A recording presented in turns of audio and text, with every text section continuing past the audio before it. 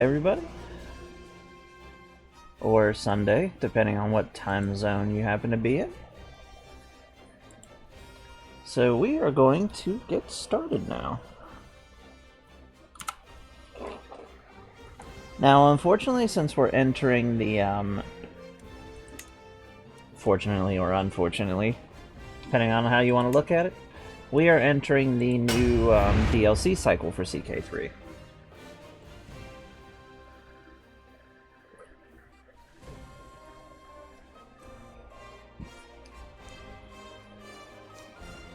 So this series might be coming to an end.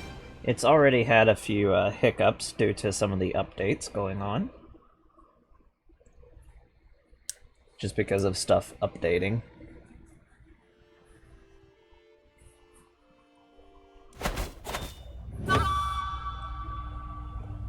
And now we continue. At the end of the last episode, if y'all remember, we did form, finally, the tag for the Russian Empire.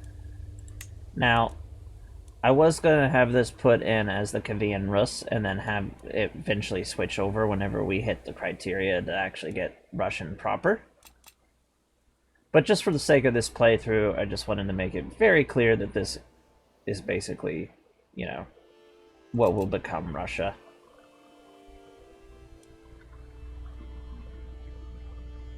So we got our capital up here in Moscow, and we're going to continue developing it up.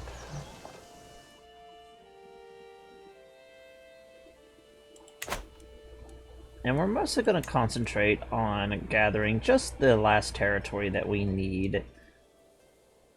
Basically the little areas that aren't held by us, that are part of Russia. Part of the de facto tag.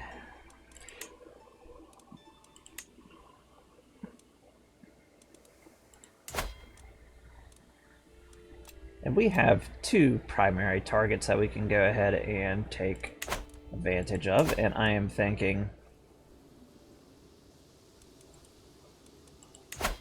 probably just annihilating the Magyar Confederation.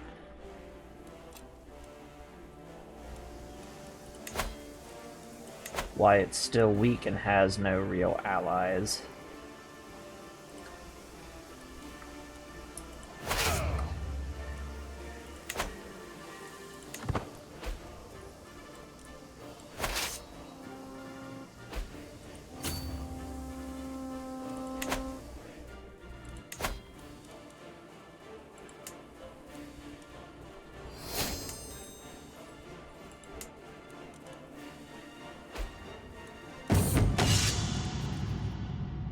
We'll read the newer tome.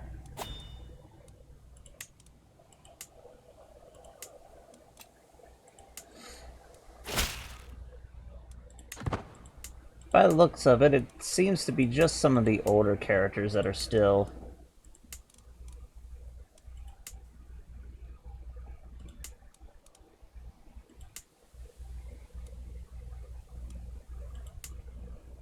dressing in outfits that they shouldn't.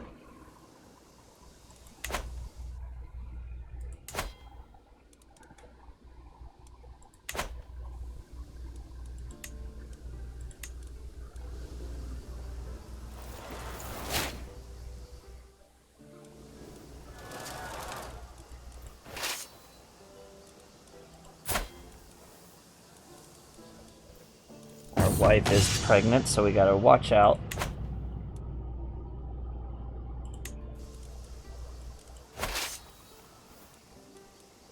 As we are still using Gavelkind, so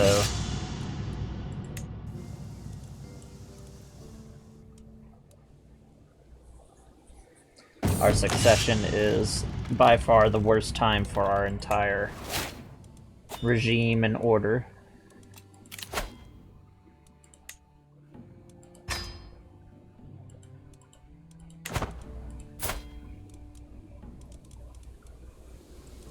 Tsar Bjorn.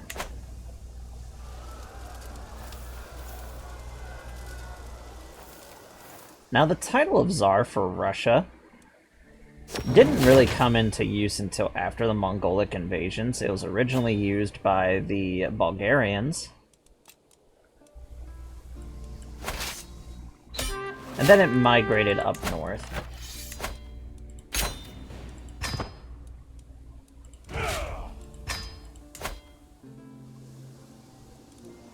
That's nice.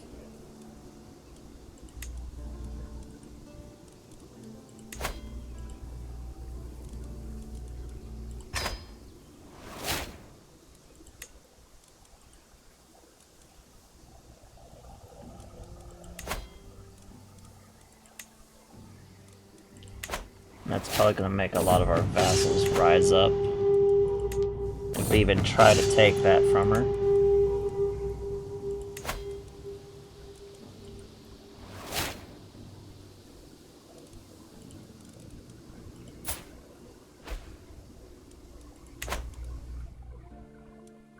Yeah, we'll deal with that.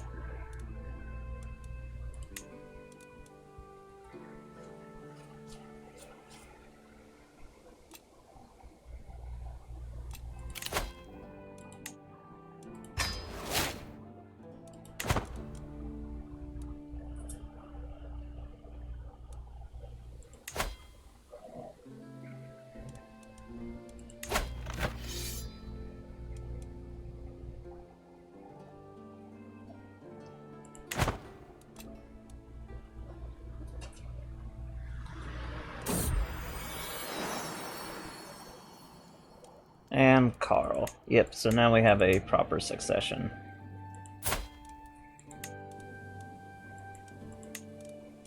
Succession issue. And we'll educate them.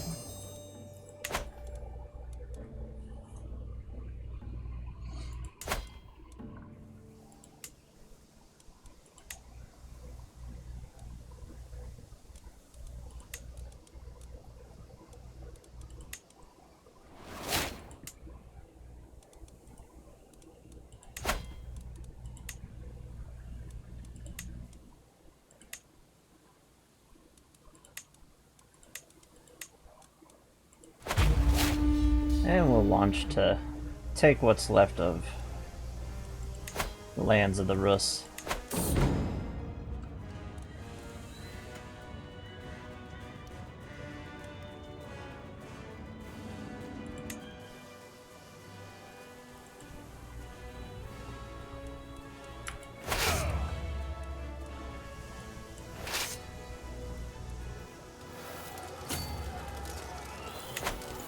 We should march them down here.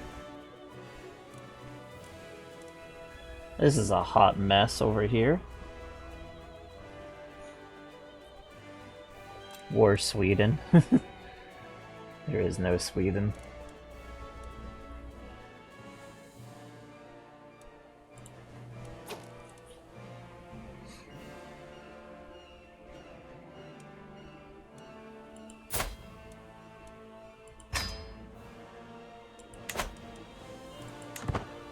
Oh, we got a northern army coming. Never surprises me. I got a holy site, but we're not going to be staying.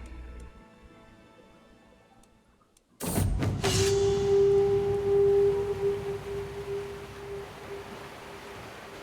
could fight them, or we could just pay them off, and I'm just going to pay them off.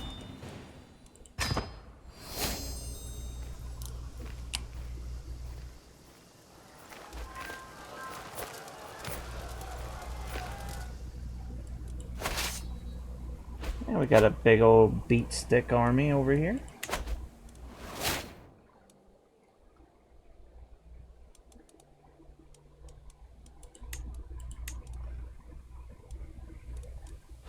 And the advance of Norse paganism in the area is going quite nice.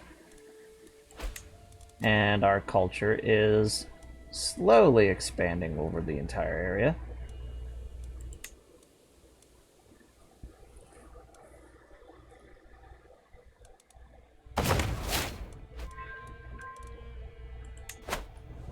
Our court is slowly getting more grand. can only go so far with a tribal, at least at the moment.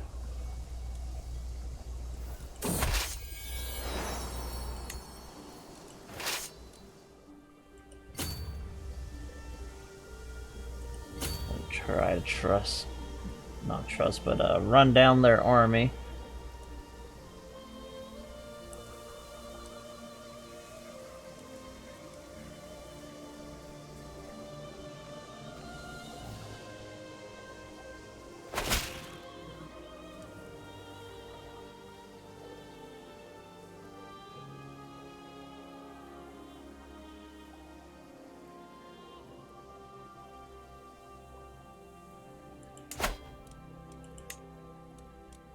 Cities there even.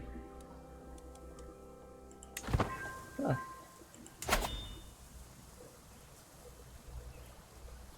Didn't even notice that this was a developed area.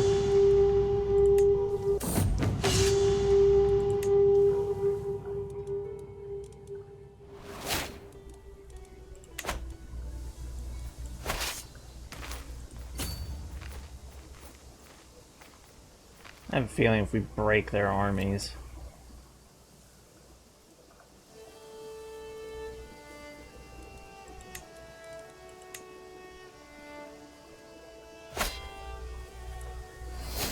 we should be able to win.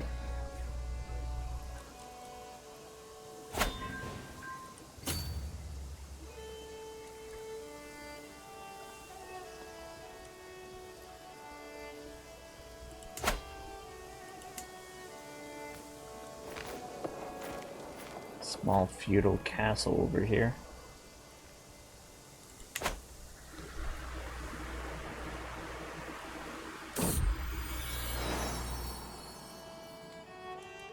And we got ourselves a daughter.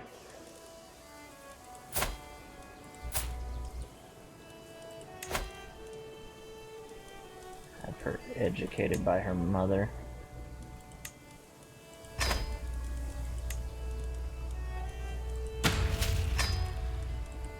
Education focus.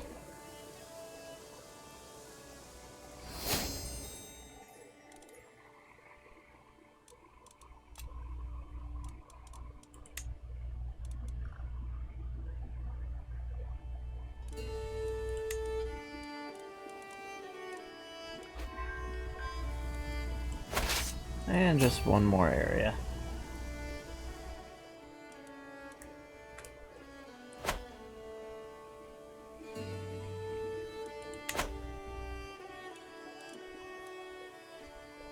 Oh, this is a disgusting mess. And it's just breaking apart even more and more. Something I need to do for my mod is make certain areas a little more stable. Like hard code it. The Alanids are on the rise. Al-Andalus has almost finished off the entire struggle for Iberia.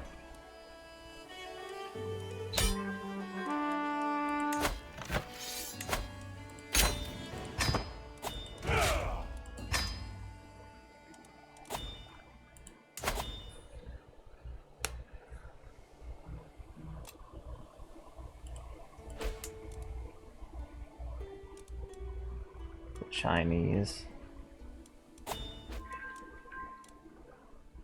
are interestingly expanding quite nicely.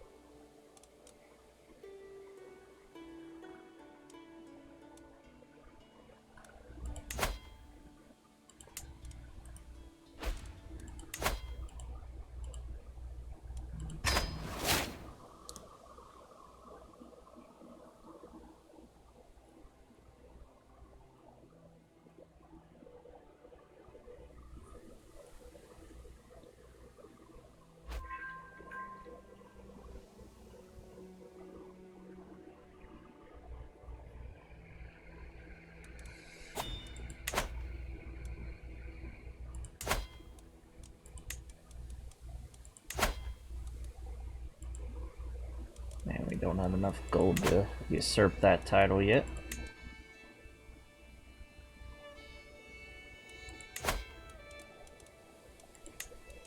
All we need to do now is just claim this little area here, and we'll have all of the de facto territory. We've come a long way since we started on the tiny island of Viklin.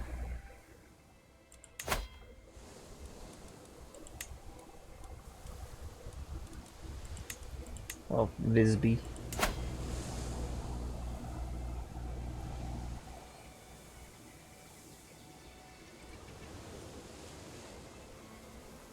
Well, the Duchy of Visby is on the island of Gotland, but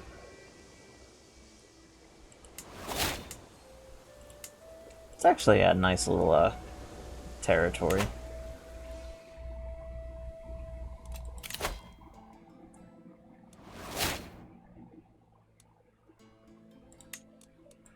Want some natural dread, try to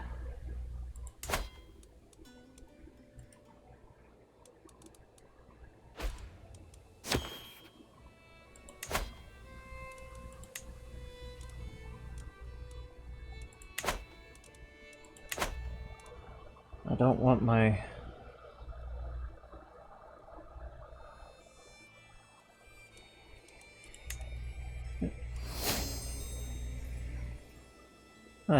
Islam is actually hopping in over here, but it's still mostly Norse paganism.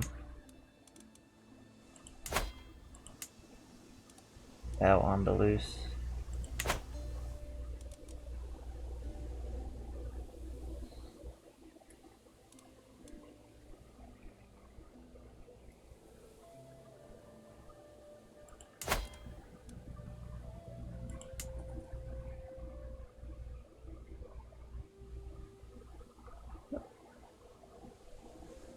It won't be long now before the Empire of Britannia forms, so at least there's that going on.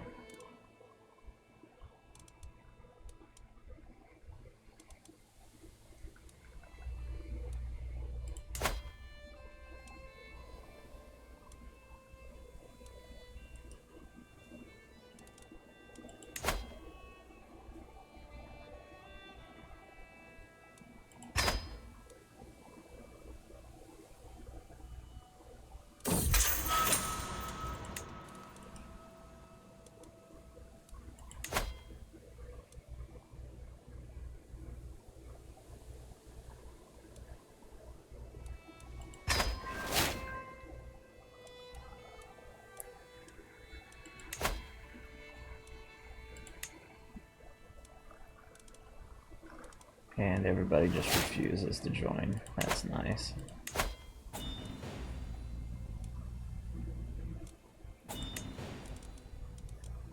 Support that scheme.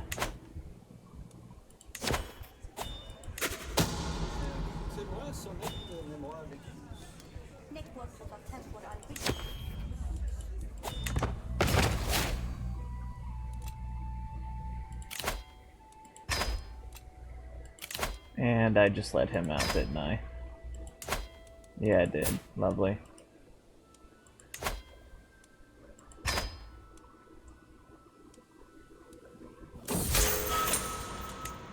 Stay in there.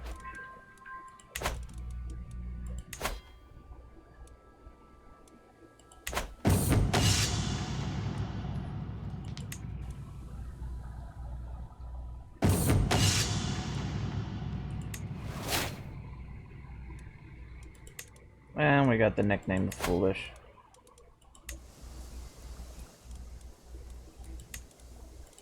And he formed it himself, so we're going to grant him this vassal, give him the rest of the duchy.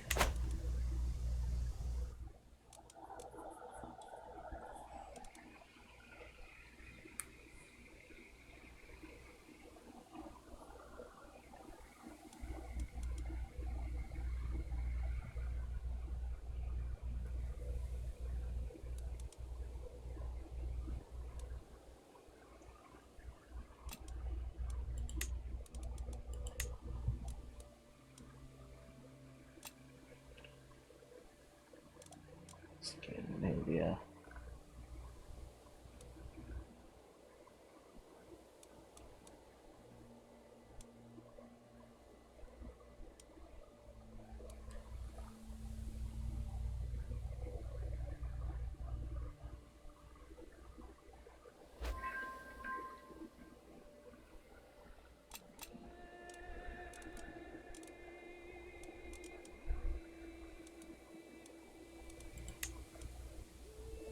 If the Chinese grab all of this area, it'll be interesting.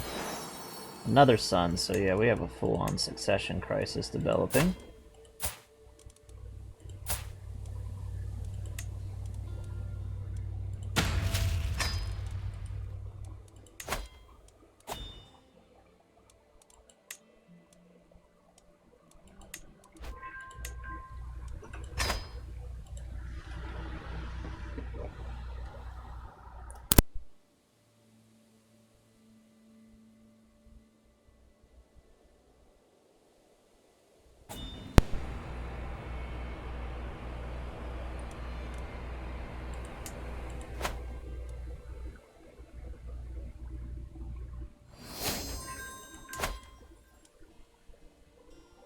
Norway's still going quite strong for the moment.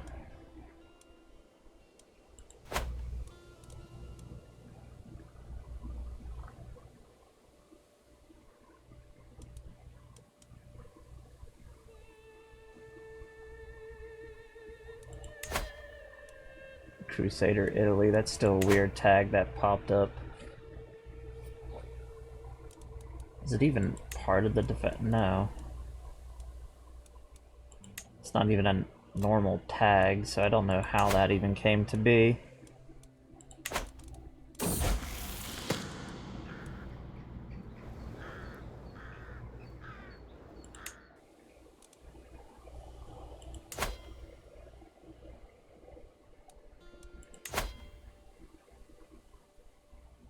We're going good so far.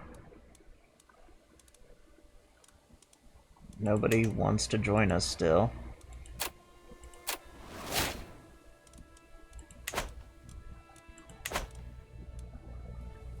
Okay, lady, stop getting pregnant.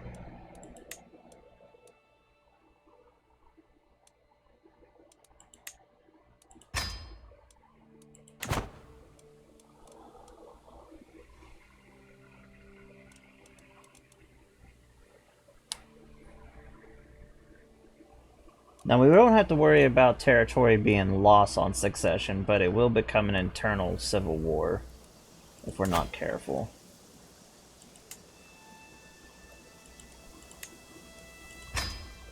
Let's upgrade all of our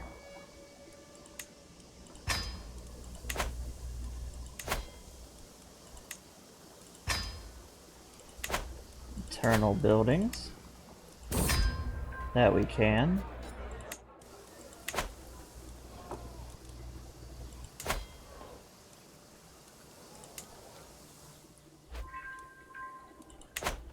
When we have all of Russia fully consolidated, which it won't take much more.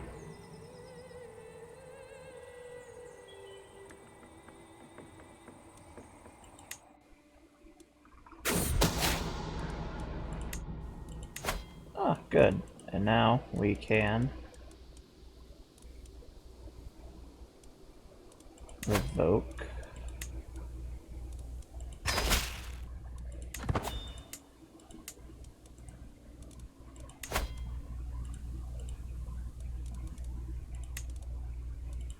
And there we go.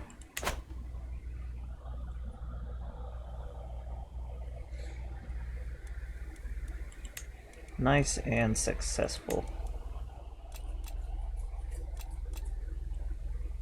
Our culture is almost uniform. When it becomes uniformed, if it's accepting it the right way, we should have the choice to form Russian culture. But we'll hold off on that.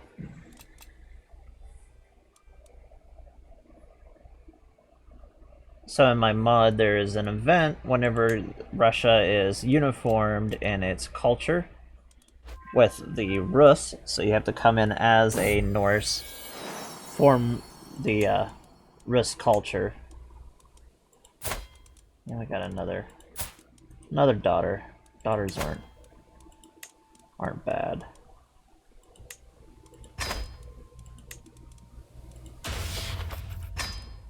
But after you form the Rus and it becomes universally the Rus, you have the opportunity to form Russian culture.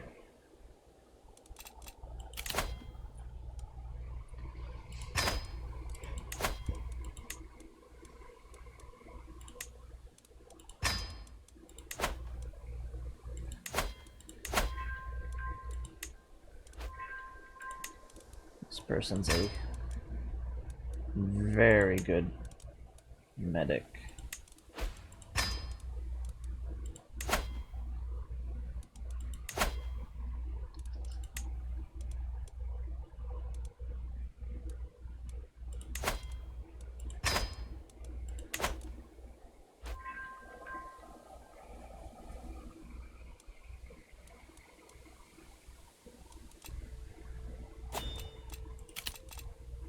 Don't want that.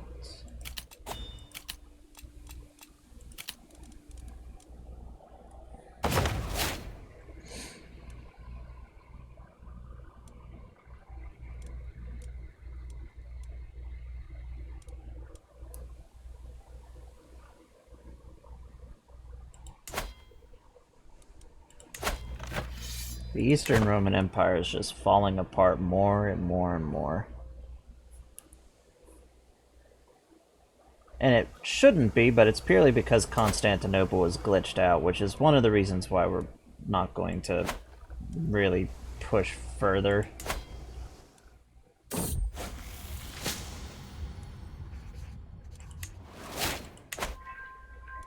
Because originally I was just going to keep playing this until it basically hard broke from whatever major DLC happens to be cooking.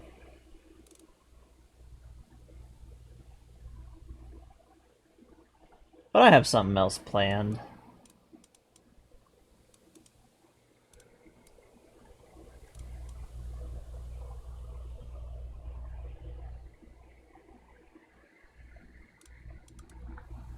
Get away from Ck3 for a while because we've been playing it basically non-stop for about a year on the channel.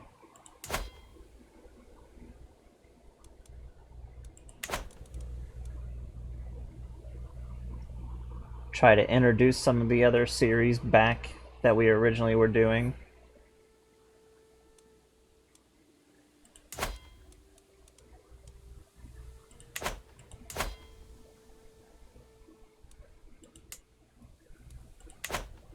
The House of Sigurd over there.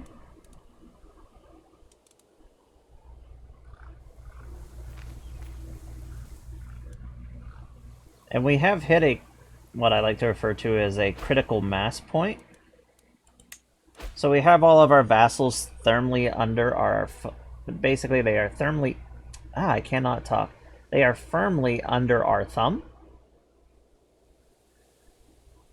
So now, being that they can't really go out and try to do anything, now they could, but it'll take a good bit of effort. They're going to, and this is just something unique to basically playing with the Norse at all in this region, is being that there's so many river systems, they can all raid. And the AI, it's an interesting quirk in the system. If you're playing with the option switched on, where they're not going to be able to like expand without having like the proper hooks and stuff on you, like they would whenever they're feudal. I like to play that way personally. And since we have maximum tribal authority, kind of keeps them in. They're either going to, one, if they have no way of raiding and attacking and pushing around, they're going to start basically looking at other options that they can go and do. It's like, can they raid? Can they do X, Y, Z? And if they can't do any of that, then they're going to start trying to basically plot so they can expand and do other things like that. And being here in the Rus, yeah, we got a friend.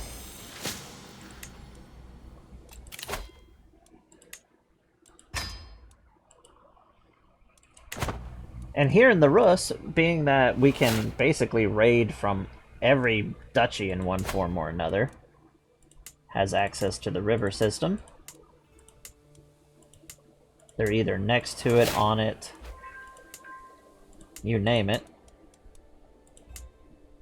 They're gonna go out and they're gonna start pillaging.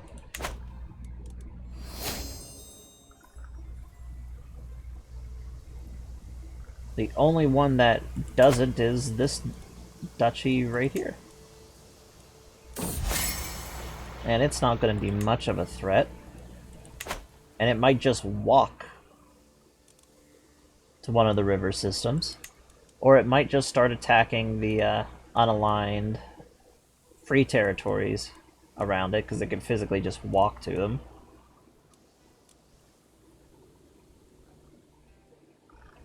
And see, we have our vassals coming down and just pillaging.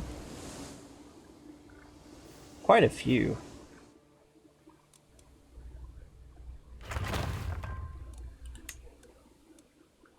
Another good area to grab is basically just incorporating this entire kingdom.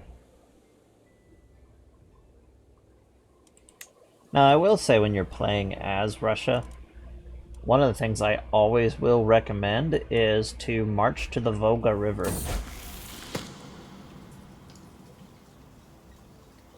And he becomes brave. The Volga, it just makes this very natural defensive line, because you could basically just keep an eye on all the defensive rivers. And you can navigate them. Why most of the steppe tribes over here can't.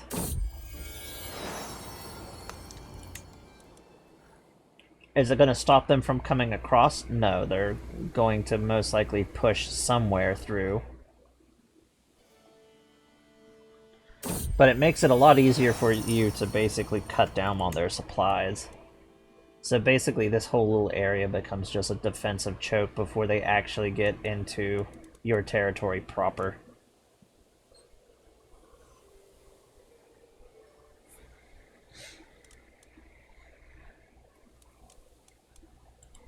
It's basically what the Russians actually did in the 1400s. They would go over here to the Euros.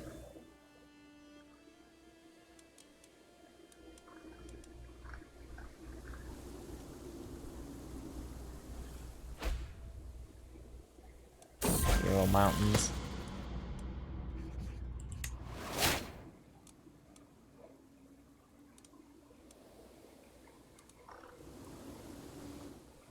Still made a nice funnel right here.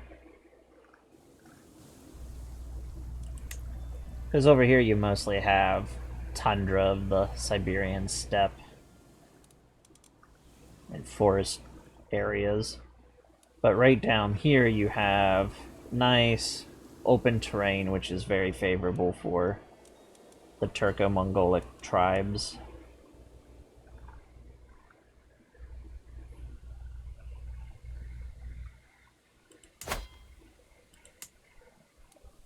And we could declare war again.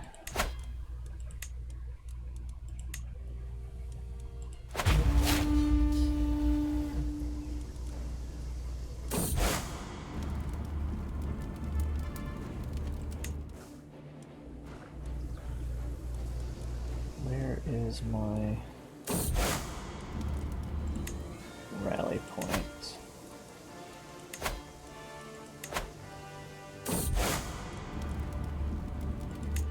And we got Wise Man, simple.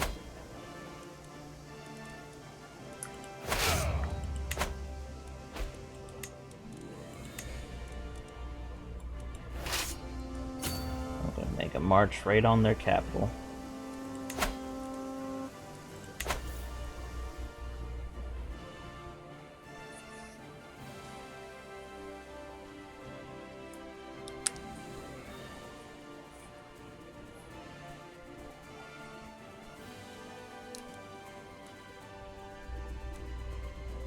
Picklen.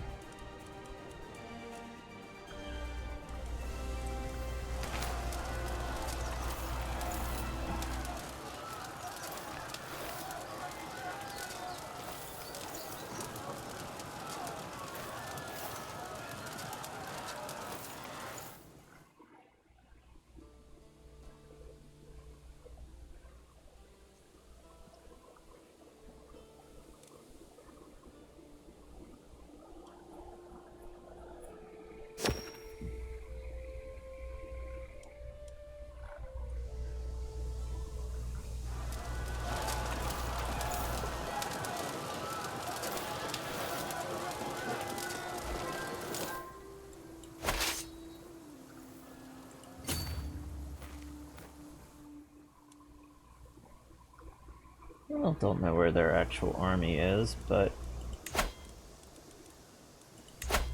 seems to be somewhere in Poland.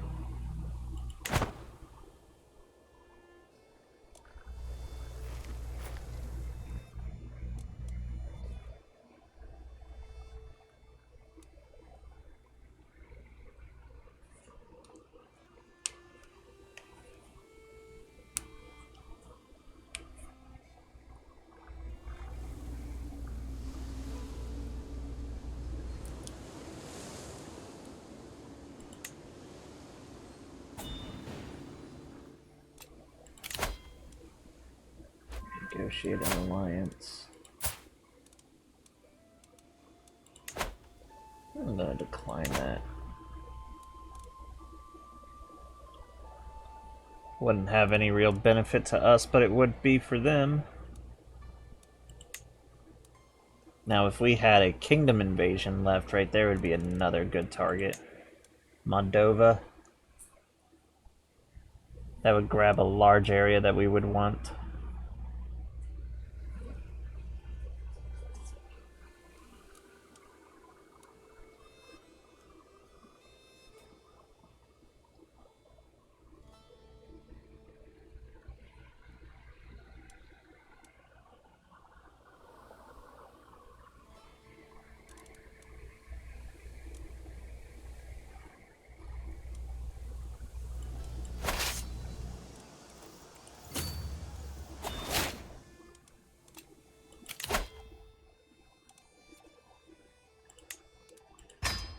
And we can now take the choice of celibacy.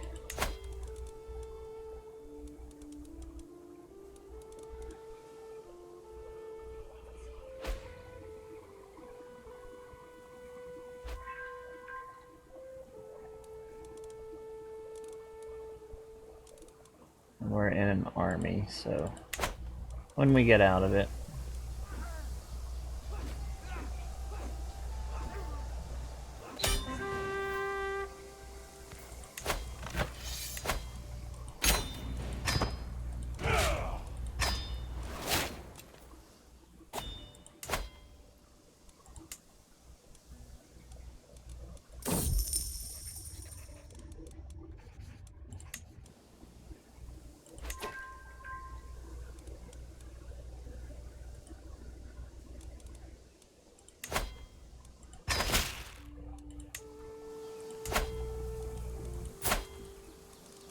And we can revoke this title.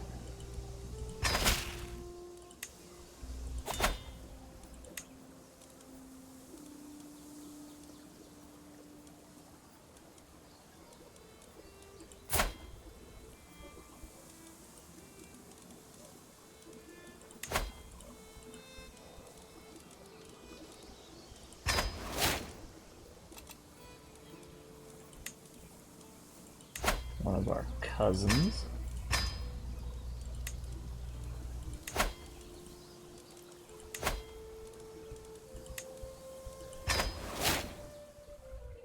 It really bothers me that the every time that one of the visual mods, like oh, what's it called?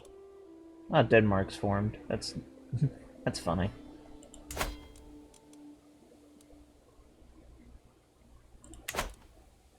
But anytime like expanded ethics or, you know, the community flavor pack updates, it always seems to glitch out and break some of these.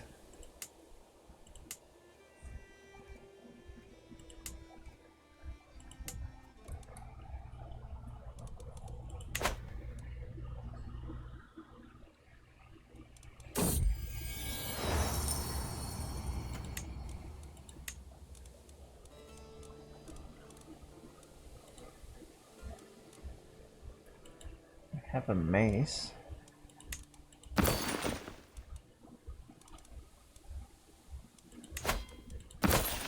Just sell that, gives us better money.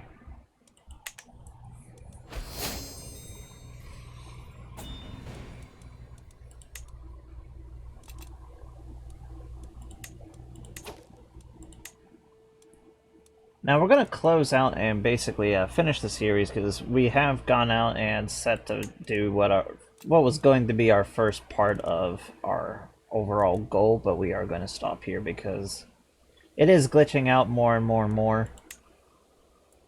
The stability is just not holding, so we're losing a lot of areas. Just mostly because they have capitals that have glitched. Just due to updates.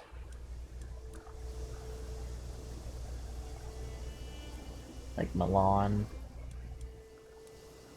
Venice has somehow glitched and then unglitched into a normal city. The Catholic world is not going to pull itself together simply because of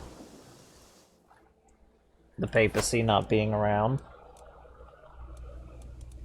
This time it's purely down to, yet again, another glitched out capital on how come the Islamic world exploded the way that it did. Now over here in China, this little area here, part of China, and then Acho breaking apart is actually a major event for over here, but it's still doing it. It's about the same as it always does. Now there's several major Indian cities that are glitched in one form or another.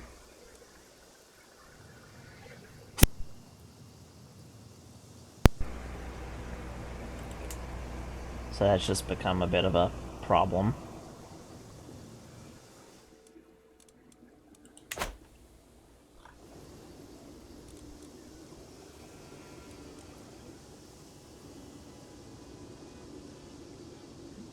Delhi isn't one of those.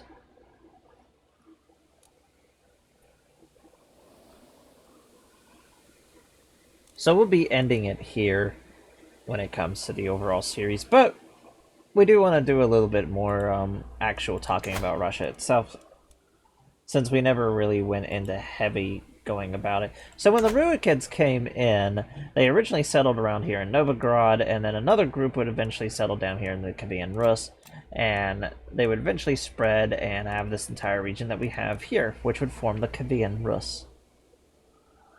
Basically, a lot of the smaller we're going to call them Russian tribes, but they weren't actually, Russian yet, the East Slavs.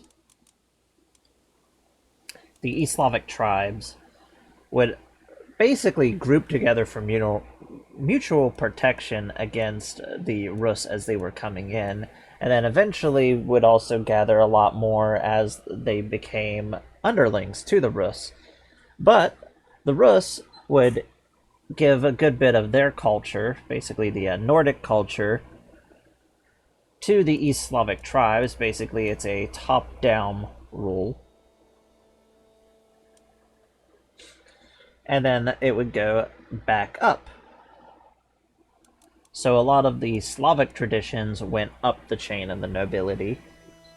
So Nordic paganism and the Slavic paganism that was going on at the time would come together, and the religion that would actually form from the two of these, instead of just being Norse paganism, would become Nordic Slavic paganism. An interesting mix between the two of them. This would begin basically the golden era of pagan Russia, where the Norse and the Ruikins would continue to basically just be a giant pain in the butt for anybody who is in basically this entire area, as basically the Rus Vikings would be a plague to anybody on the river system, basically grabbing anybody that they can and then sending it up into the North Atlantic slave trade, which was really a kind of a test bed for, well, I wouldn't say a test bed, but it's basically a predecessor to what you would see happen in the Americas. You would have people gathered up from the Islamic world They would be traded through either going through Constantinople up through the Rus and then into Scandinavia, and then from there you would have the different Scandinavian tribes would go out and grab a whole bunch of people from England, France, basically the more, what we would consider the more classic Vikings, going clear down into Al-Andalus and into the Western Mediterranean, while the Eastern Mediterranean was also being hit by basically the Rus. Now, the Rus would slow down on their raids over here as one. This also coincides with the resurgence of the Eastern Roman Empire under basically the Macedonian dynasty. And with this resurgence, you had a very beneficial relationship, let's put it that way, between the East Romans and the Rus, where a lot of this rich trade would end up in Rus lands, which would then end up over into Scandinavia, and then the Scandinavians would go, hey, you know, there's Mithrigrad down here, basically at Constantinople, so they would come down seeking adventure and otherwise to fight in the Varangian Guard. So you had this huge trade network that was going on, basically using these river systems, going up and down, back and forth. And this would continue on until the Battle of Mazikert. And immediately you would have huge ramifications for this entire, basically the Eastern Mediterranean, as the Eastern Romans would be basically put onto, this could really be hugely debated if this is the actual start point of the final decline of the Roman Empire, but for sure this was one of the main triggers.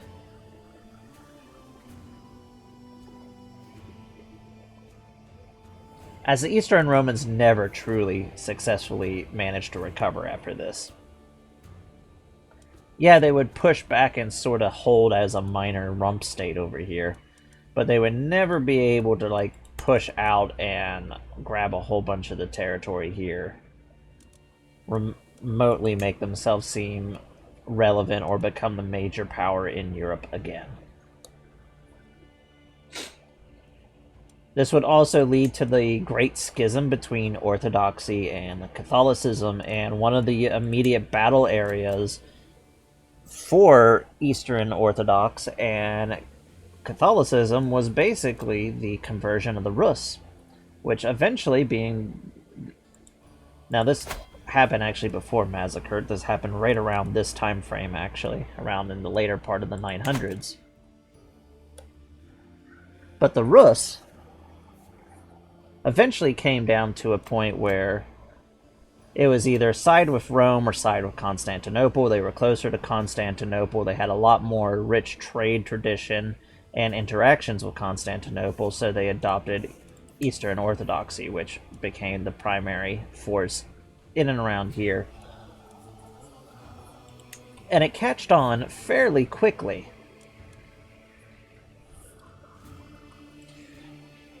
But later on, in around the 1070s, when this whole area fell to the Islamic invasions of the Turks, and the First Crusade started up, one of the areas that felt the Battle of Mazikert the most directly and actually led to their realm imploding was the Khavian Rus. Basically, the individual princes ended up dividing apart, and you have the smaller, you have the White Rus, you have, well, this Ruthenia basically was still the remnants of the Khavian Rus. Novgorod, you had Moskva, and then up here, I forget what it would become known as, but it's definitely not that during this time frame.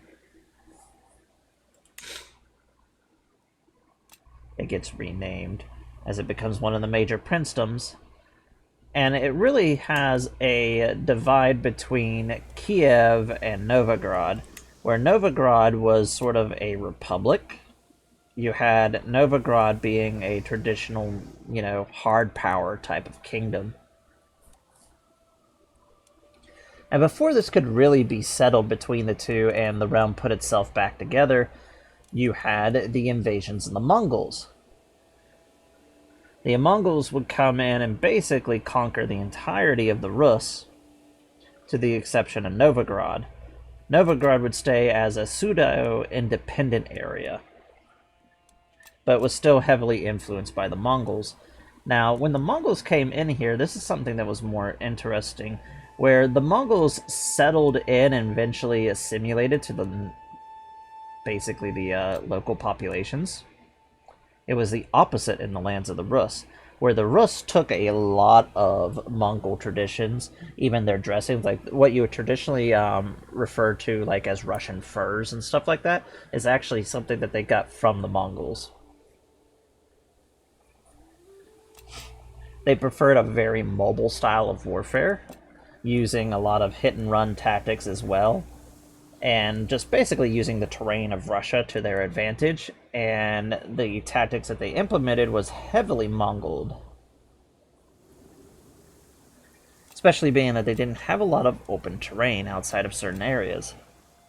One of the cities that took advantage of this and became prominent immediately after the Mongols, and when it became independent, was the little village of Moskva, which became a full-on city during this time. And now we're talking about around the 400s, not the 400s, but the early 1400s, 1300s right now.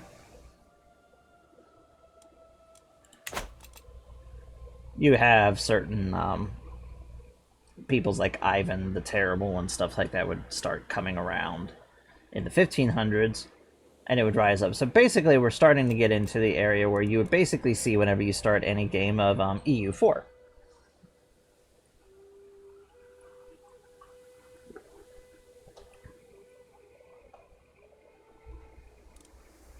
But eventually, Moskva would gain advantage over Novgorod. Which, if you keep in mind, Novgorod has basically been going uninterrupted since the time of the Ruikins in one form or another. Now, the Ruikins are still majorly powerful during this time, except for their dynasty is dying off, their primary. So one of their side branches eventually takes power and would rule Russia for the next 300 odd some years, known as the Romanovs.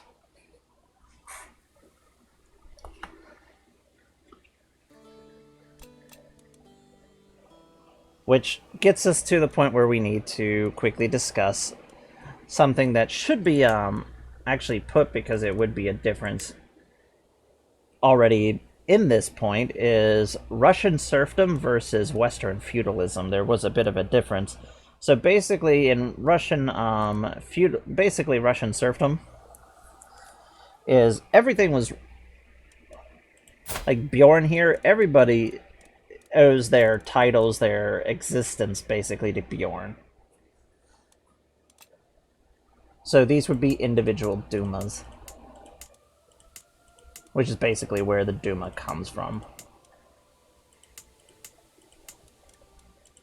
And actually we have a unit that would be able to bring on, because those would basically be where the titles come from right here, which is a very interesting heavy infantry in-game. But this very top-down, where the individual, basically we're going to refer to them as the imperialists, they had a hard grip on Russia at the time. And basically, if you weren't part of the noble class and otherwise, you weren't directly owned by them like you would see in slavery and otherwise, but you were basically owned by them. It was slavery in every intense and purpose. Because you didn't own the land, you didn't own any sort of the things that you would go out and do. Because at least in Western feudalism, there was still... you had a little bit of what was going on. You still benefited from a little bit of what you were doing. And as Europe advanced further and it relaxed from being feudal, it did develop, and you have basically the Renaissance come on. And this was mostly due to the Black Death. The reason why Western feudalism sort of fell apart. Yeah, you still had dukes and stuff like that, but being that you needed a whole bunch of new people to occupy because of how many people died, the blur of all the common person and the uncommon person sort of flooded away. But in Russia, it was different, being that they were so falling apart and re-putting themselves back together. When they put themselves back together, Russian serfdom didn't end. And this would become a constant problem where later on, after Napoleon, most of the czars could be either doing one, trying to make their realm better, give more rights towards the people and stuff like that, or they would just turn around and take it away. So you would have one czar give rights to the people and they'd be happy, and then the next one would come in and take it away, and then would beat them down. And in the 1850s, you started seeing the first major movements that would lead to some of the first major rebellions that eventually would bring down the Russian monarchy. And that would give birth to the USSR. So, yeah. Who would go to think that whipping the people into submission would eventually backfire horribly? And that is an extremely abridged and short version of Russian history. At least what would be important. Now, unfortunately, like I said, it's just slowly becoming less and less stable. I was having a hard enough time getting this to load as it was today. And I'm going to hope that it doesn't crash as we are saving right here.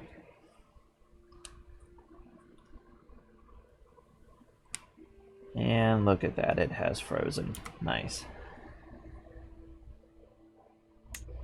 So we are going to leave it at that. I thank you very much, and whenever we come back, we're going to be starting up a new series just away from Crusader Kings when it comes to streaming, which will be Age of Wonders. Kind of D&D and Civilization kind of meeting together, and we'll see how that goes. And for anybody over here on YouTube going, oh, we want to keep seeing Crusader Kings and stuff like that, YouTube is going to very shortly, I know I said I was planning on starting in at the beginning of the year, but we are going to begin having the made for YouTube stuff start up fairly soon. If everything stays on schedule, I'm hoping to have it sometime in the middle of this month. If not, at the latest, it should be at the very beginning of March, where we'll be basically giving a lot more time and effort into actual content creation and going into it quite heavily. So I thank you all very much for coming by and visiting and basically watching and giving us support. I thank you all. If you mind giving me a follow and a subscribe over on YouTube and giving us a follow over here on Twitch, I appreciate every single one of you. And we'll be seeing you all later, you alligators. Bye-bye now.